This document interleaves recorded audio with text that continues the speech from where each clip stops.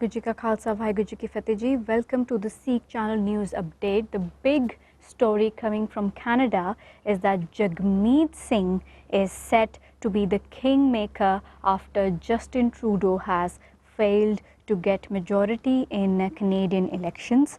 Jagmeet Singh, who is a lawyer and a politician, is the leader of the New Democratic Party, NDP, the second largest opposition party in Canada. Prime Minister, who has lost the majority, needs the support of Singh's left-leaning NDP to form the government.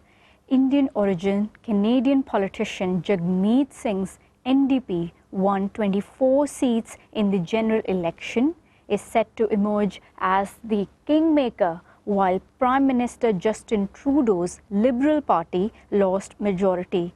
The Liberal Party won 157 seats in the 338-member lower house, while the main opposition, Conservatives, secured 121 seats.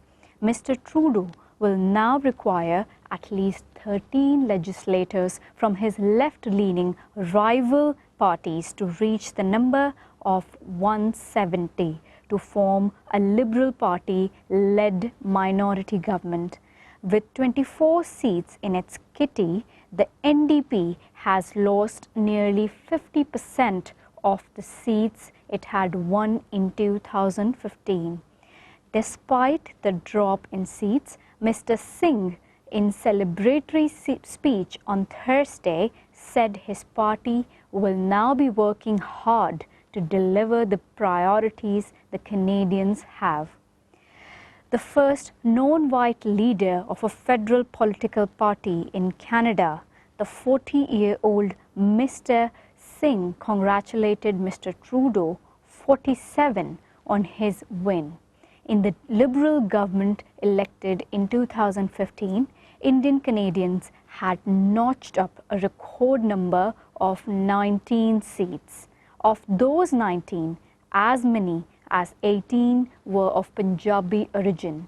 Mr. Trudeau's outgoing cabinet has 4 Sikhs: Defence Minister Harjit Singh Sajjan, Infrastructure Minister Amarjeet Singh Sohi, Innovation, Science and Economic Development Minister Navdeep Bains, and Tourism Minister Bardish Chaggar. One senior Liberal noted that many legislators need to serve another 2 years to meet the 6-year requirement for a parliamentary pension, as minority government in Canada rarely lasts more than 2.5 years.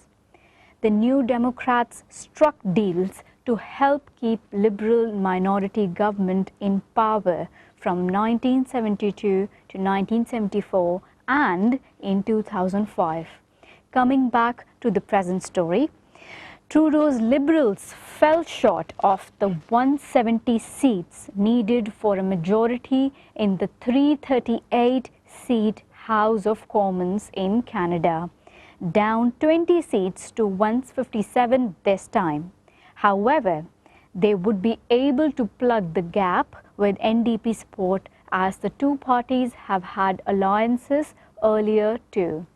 The Indian origin politician was quick to make his stance clear on his role as the kingmaker, saying he is hoping that Mr. Trudeau respects the fact that there is a minority government now, which means they have got to work together. The results of the Canadian election reverberated across Punjab, as Trudeau is very popular among the people, more so because he had 4 Sikh ministers in his outgoing cabinet. Of his 4 ministers, 3, Harjit Singh Sajjan, Navdeep Bains and Jagdish Chaggar, retained their seats.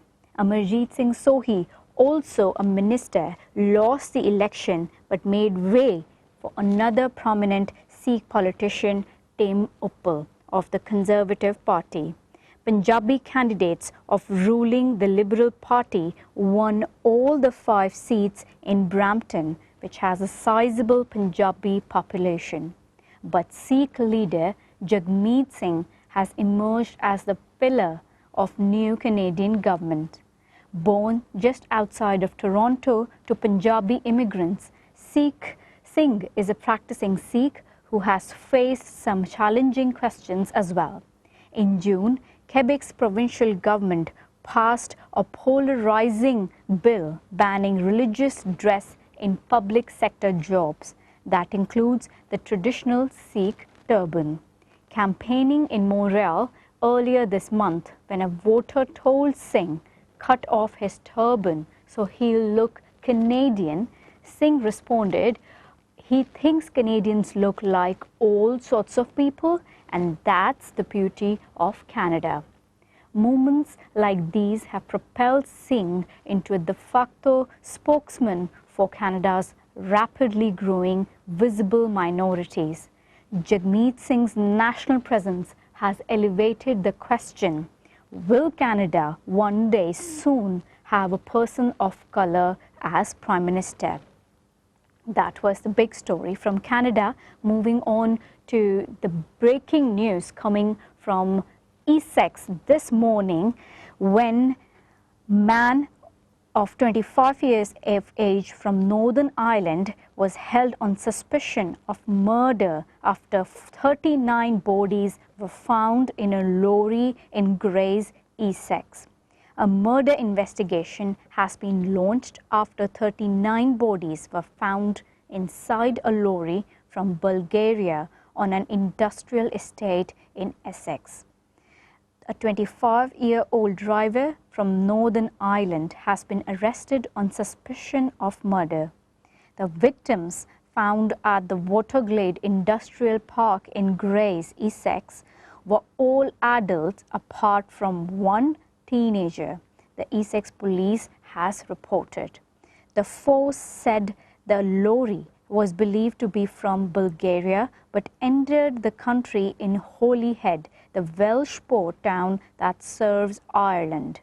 The Home Secretary Priti Patel said Home Office immigration officials were working closely with the police to establish what happened, while the National Crime Agency, NCA, which has a remit to investigate organized immigration crime as well as human trafficking, said it was looking into whether organized crime groups might have played a role in the tragedy. Police officers were called by the ambulance service shortly before 1:40 a.m. on Wednesday after the discovery of a container with people inside at the industrial park in Eastern Avenue. Andrew Marina of Essex Police said, "This is a tragic incident where a large number of people have lost their lives, and the inquiries are ongoing to establish what has happened. They are in process of identifying the victims. However, they anticipate that this could be a lengthy process.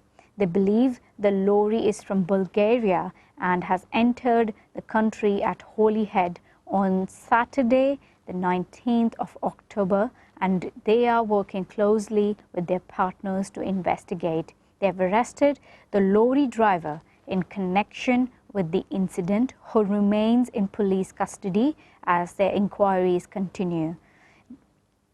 They're working with the Thurrock Council to mitigate against any impact the investigation scene will have locally.